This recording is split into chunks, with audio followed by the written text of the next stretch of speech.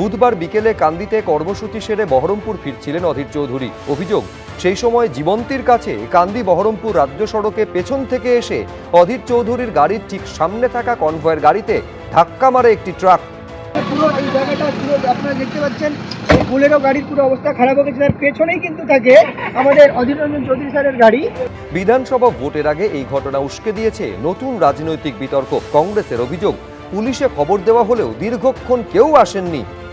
আইসিকে phone করা হয়েছে, 15-20 minute হয়ে গেছে, এখান থেকে থানা একেবারেই কাছে, কিন্তু এত গুরুতর ঘটনা ঘটার পরেও কিন্তু এখনো কেউ এসে এখানে পৌঁছতে পারিনি। কান্দি থানায় ফোন করেও কার্যত কোনো সাহায্য পেলেন না।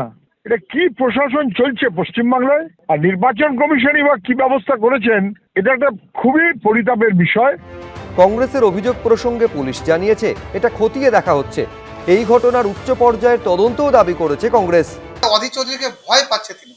আমরা এটাকে শুধুমাত্র দুর্ঘটনা বলতে রাজি নই।